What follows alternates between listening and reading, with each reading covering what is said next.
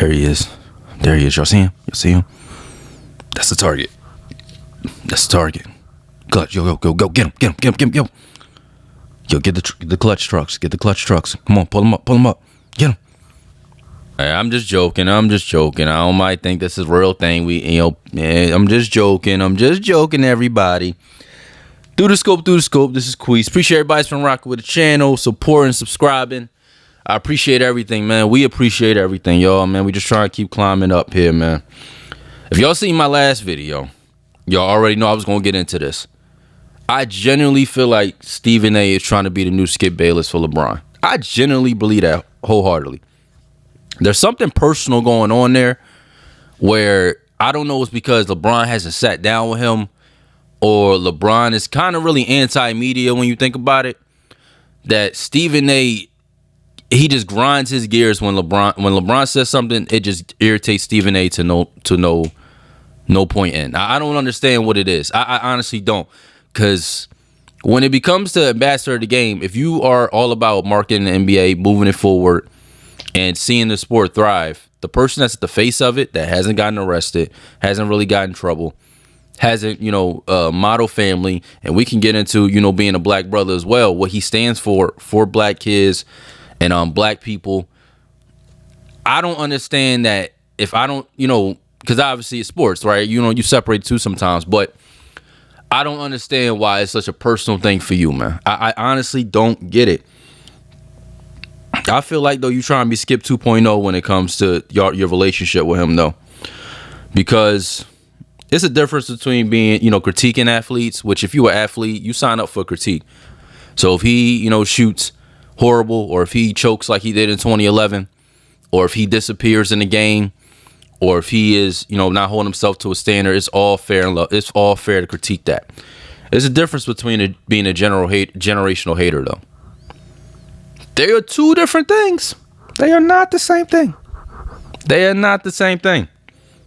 And I'm gonna get into some reasons. So the point let's start with point one. So Bronny's going to be the point one. But Bronny James criticism is going to be point one for me. Now, I agree with you on the point is LeBron's put a hell of a lot of pressure on Bronny. And LeBron has admitted that by giving him his name. He already knew he was going to put him through.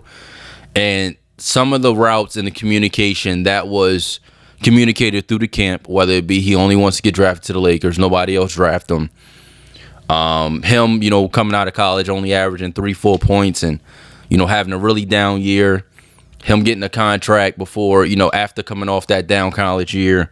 There's things to be criticized, right? There are things to criticize about it. My issue, though, is when you try to act like you care about the kid by actually, challenging his father's direction and his father's parenting. Because when Stephen A got riled up because remember that game versus the Sixers? Bronny came in, he played the most minutes he ever played. Normally he gets about 4 or 5 minutes or 3 minutes in garbage time when it's a blowout. He played about 15 minutes. He actually got a role that game. Getting his first role, he did not play well. Turned the ball over, looked scared, looked jittery, missing the shots, getting cooked on the defensive end. He had a bad game. We can admit that he had a bad game. But he was in the G League scorching earth on them dudes in the G League. And I don't want to hear just the G League. Because when he was doing bad in the G League, y'all was saying he don't belong. And now that he's playing exceptionally well in the G League, he was averaging 27 in his past 10 games. 3-3, 43% from 3, 50% from the field. When you're playing that great in the G League, what's the point of the G League, y'all? To get called up when you're playing great. That's literally the point of the G League. So he's frying in the G League. The next step is for him to get called up. Now, should he got 15 minutes? No, maybe about 10. But the Lakers was banged up. So they threw him in there to see if all that hard work he was putting down there, maybe it would translate. It did not. Okay, go back down. We'll try again. But you sitting there acting like, please, for the love of God, LeBron, stop. Please, I'm pleading you. You just ignoring that this kid has showed a lot of promise in the G League that at some point he's going to have to get called up to see if it actually will translate. That's literally the point of it. And all those people that act like, yo, he should have did a year in college and all that, you sound like people that never played ball before. Because when I was growing up, I was taught that if you play people that are bigger and better than you, and that will help you get better quicker. This dude is training with Anthony Davis when he was on the team. LeBron, Austin Reeves, like he has to make a layup over AD. He has to take defensive defenders that really play like Gabe Vincent off the dribble, and he has to do all this every single day. That's a lot better than going through Johnny Wilson that played for Duke. They ain't no Johnny Wilson that played for Duke. I'm just throwing some names out there. That's a lot more experience to go through AD in the lane and try to finish over him than him. I will argue that he's developed so quick because he's been in the NBA getting those resources, the top tier talent he's going against. That's why he's been doing so much better. If I got these guys in front of me, Austin Reeves, I got to stay in front of him who is shifty. That's a shifty boy there, man. That's a lot harder than you can't tell me if I see a dude pull up that's in college that I'm gonna be worried about him. I gotta guard my dad in practice and he trying to back me down. Now I'm not worrying about you. It's like a lot of that Bronny criticism that you have here. You make it seem like this kid has not earned anything. And that's why you critique his dad so much. Like, this kid is not earning anything. Where the kid has showed promise, especially against older and bigger competition. The G League is more competition than the college basketball on most given nights, man. These dudes, a lot of those dudes don't even make it. Some of those dudes barely average more than 8 a game. Like, I'm not trying to hear that. But you hone your skills. He's a project. He was drafted 55, second round. What second rounder is expectations to come in there and fry? Even I see people on Twitter, X. Everybody, when he have a bad game, he missed shots, they like, man, see, he ain't ready for it. He's a project, man. He might not be good this year. He might be great next year. Really good next year. It's a project. That's literally what it is, man. Like, he's going to get better. Hopefully. But he has been getting better already. So hopefully he continues that. But that's what the 55 pick is. Y'all know what the other 55 picks are doing? They not playing, averaging 2 a game, 1 a game. Some are averaging 0.3 a game. Why is I don't understand. Do they not deserve spots? Like, they gave him a 2-year, 3-year contract, something like that, to show and prove. I feel like your criticism of him doesn't come from a genuine place. It does not come from a genuine place. You get way too out of bent anytime Bronny gets any type of advancement in his career. Let's go to point 2. You have this situation where and a lot of people do it. Anytime the Lakers make a move that you disagree with, LeBron did the move. Anytime LeBron does a move and it peels off great, you never hear about it again. And everybody else gets the credit. If y'all believe that LeBron is the general manager, and I'm not talking about somebody that just influences decisions, y'all actually give him the title like he makes the decisions. So you telling me this man has built the roster, played, coached, and won? That is the greatest player of all time. If coaching is so difficult, this man did all 3 and built the roster and played and did all that. This man is the GOAT. He got on the phone with the GMs, made it happen, made them accept the trades, and that man is the GOAT. To do 3 jobs in 1 like that? This is a lot of hypocrisy when it comes to the moves, because when LeBron doesn't get moves done, like Kyrie, he wanted Kyrie, the Lakers didn't budge. When he's been begging for offseason moves, during offseasons, the Lakers do nothing. When he wanted Ty Lue as a coach, the Lakers underballed him and didn't make sure it happened. These are moves LeBron wanted that didn't happen. But I thought he was the GM and made every decision. Then how did he not make those things happen? Why do I gotta see a little tweet from LeBron that says, why me? Or maybe it's me. If he does what he wants and he coaches, he makes the decisions, then every move he should want to happen, as long as the other party's on board, because Kyrie said he was ready, they just never gave him an offer, then what's going on? If he wanted Ty Lue and Ty Lue just wanted more money, you could just call Bron and say, yo, he just want more money, let's give it to him. Stephen A is the loudest voice when it comes to on the airways about pushing that narrative on LeBron, that every single decision made on his teams comes through him. Even with the AD situation, Windhorst had to communicate to Stephen A 5 to 6 times that LeBron had nothing to do with it. And you could just look at Stephen A's face. He just don't want to believe it. He don't want to believe nothing. He just like, nah, I'm not rolling. LeBron knew. He knew. I knew he knew. This narrative, LeBron does love to control the narrative. We ain't gonna lie there. But this situation where you think when you just conveniently make him the guy that made the decision when it doesn't work out, and then when it does, it's crickets. It's something personal there, even with the JJ hire, the Darvin Ham situation. Anybody that has two eyes can tell you Darvin Ham was not the coach the Lakers needed to succeed. He has poor rotations, poor communication. Listen to him in his press conferences. If your coach is telling you, if you're trying to stop Jokic to win the game, your coach is telling you, I don't know what to do, let's kidnap him. Yeah, that's a great motivation. That's great motivation for us, guys. Like, that's great. Now we're locked in. This man had his hands in his pocket, poor in-game adjustments. The players, LeBron wasn't even the only one that potentially called them out. Austin Reeves did, D-Lo did, AD did. Guys saying they don't know what their role is. What the hell we doing? If for some reason you put that whole decision on LeBron, said it was unjustly, and that LeBron whole thing. Actually, let's go into that. That's my third point.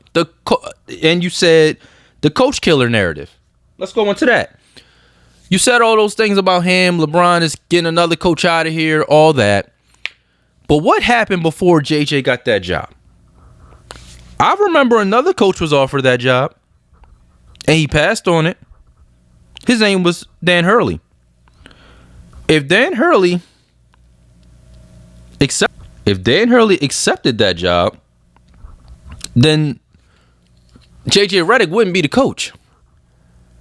You went on a whole campaign on that summer saying they started that whole pod to make JJ be the coach, and that LeBron had a secret plan, and he sneaked this through, and he ran Darvin Ham out of here, and he did all that. And look, he probably didn't like Darvin Ham. He probably wanted JJ to be the coach. But the Lakers did make an offer to another coach that declined before JJ got it. So if he accepted, JJ wouldn't have got it, which means LeBron ain't make the decision. And which means that plan was flawed. You make it like, I'm just confused. You call him a coach killer, which is the most disingenuous critique about him. And a lot of people echo it. Look at this situation here. Look, I'm going to read off LeBron's coaches for y'all. And I'm actually telling you, well, I'm going to read them off. Eric Spoelstra, Ty Lue, Frank Vogel, Mike Brown, Darvin Ham, Blatt, JJ Redick, Paul Silas, Brendan Malone, and Luke Walton. That's about 10 coaches. There was a narrative when LeBron, well, let's start with the first one, Paul Silas. Why would you add Paul Silas into the graphic of saying LeBron had so many different coaches? Why are you being so disingenuous with that graphic? Paul Silas is one of the biggest advocates of LeBron, and LeBron has credited him because during his first years, his teammates didn't want him. They feel like they didn't need him. It's documented videos and I'm saying, man, he could fit in with us. He ain't really going to change much. Paul Silas was credited of getting everybody to get on board with LeBron and helping him through. LeBron was also about 19, 20 years old when Paul Silas got fired. You telling me he already was making decisions like that? You really think they let 19 to 20-year-old LeBron just fire coaches, one that was actually favorable of him? That's disingenuous to add that to his coaches like he got him fired. That's not true. You add that up too as well. Brendan Malone was a temporary coach. He was the gap after Paul Silas got fired. So he had to earn. He wasn't the coach. Like, he didn't get that job. He had to earn it. He coached 18 games. They went 8-10. He deserved the job, you telling me? That's two coaches right there that you just added to him as like, oh, you got these guys fired. Let's go to another coach. Mike Brown. Mike Brown was still there before LeBron left. He left and went to a new team. When you go to a new team, newsflash, you get a new coach. That's 3 coaches. Let's go to another one. Eric Spoelstra. For years, there was a narrative that LeBron tried to get Eric Spoelstra fired. And unless you want to get on public airways and call Pat Riley a liar, he said there was no such attempt, and LeBron has never tried to get Eric Spoelstra fired. There's a published article on ESPN that states that. that LeBron has never tried to get Eric Spoelstra fired. So what are we talking about here? That's 4 coaches right there.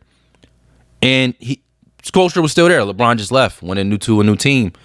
Newsflash, new coach. So you paint this coach killer narrative as the graphic to say LeBron has had so many different head coaches in this player, and then you build a narrative around how he just tossed coaches out of here, where he left twice, the coach still had the job, and the other ones, he didn't get them fired. Let's go into the next one after that. David Blatt. Now, David Blatt was fired. But let's act like David Blatt was such a great coach. David Blatt has not gotten another opportunity after taking a team to the finals. Nobody looked at that and said, this guy did such a great job. You know what they knew? LeBron had a great team with Kyrie and Kevin Love, and anybody you put in that position would have got to the finals.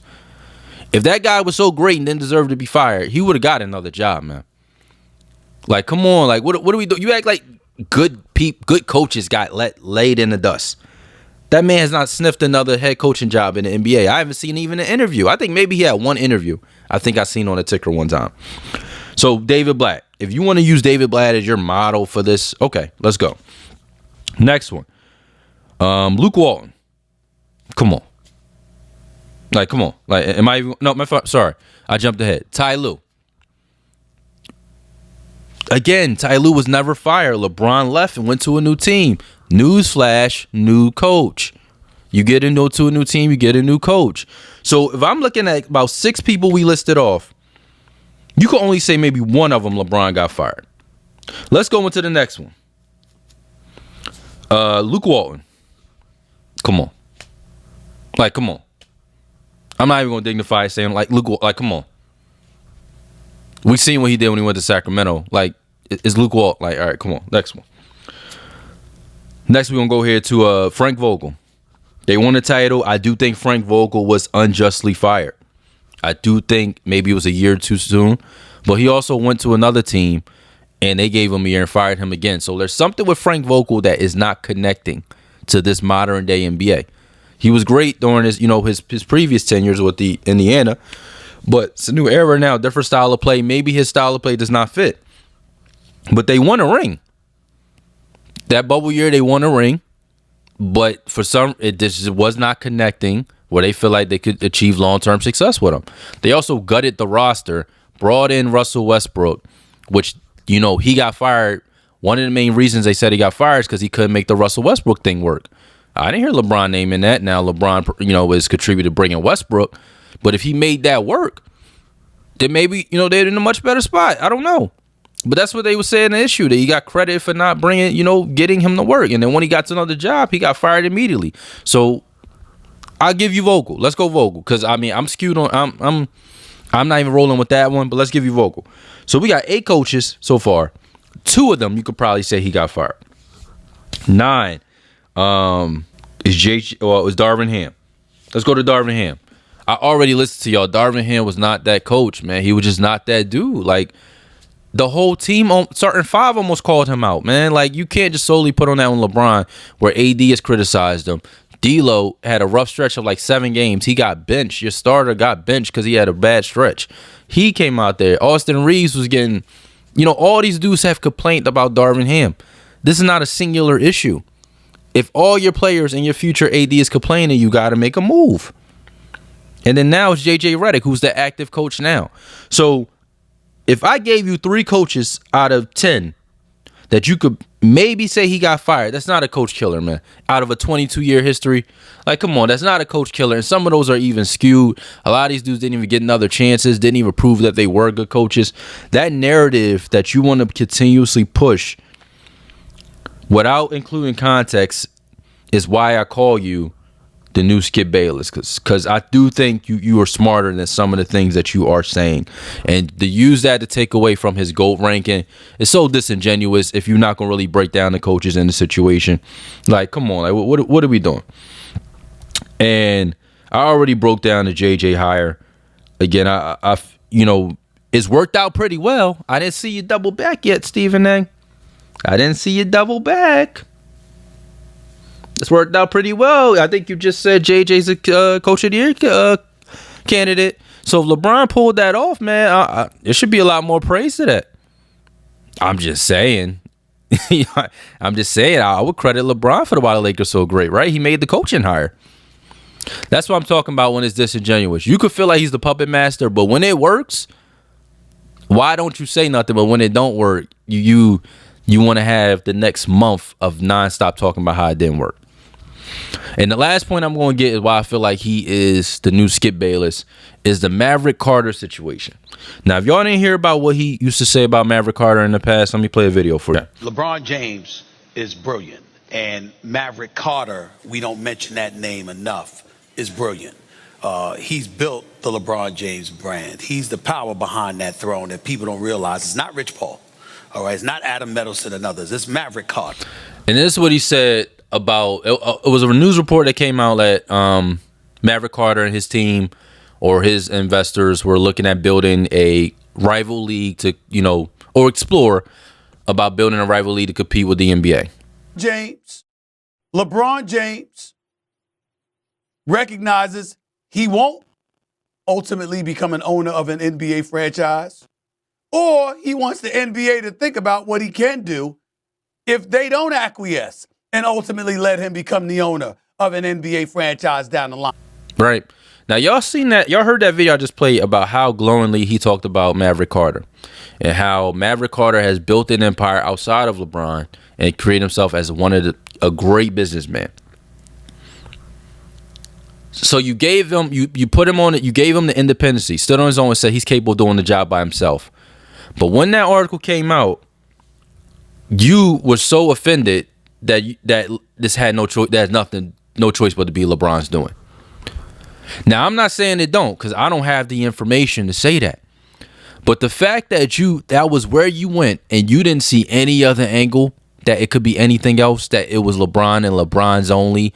And even when, and you came up with this whole scenario about how the owners aren't going to give LeBron they're not going to let him be an owner. They're going to make it difficult. And the Windhorse was with you. He agreed. He was like, nah, I ain't rolling with that. And they was like, yo, man, like Jordan had the best relationship with owners and they let him and you couldn't see no other angle but that angle. That is all LeBron's doing. Him trying to manipulate things, him being salty, and him trying to go other ways. And you totally disrespected Maverick Carter business acumen and who he is as a man.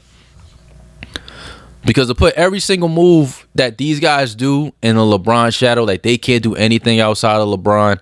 And anytime they move and it has something to do with basketball, LeBron is doing it and LeBron's made it happen.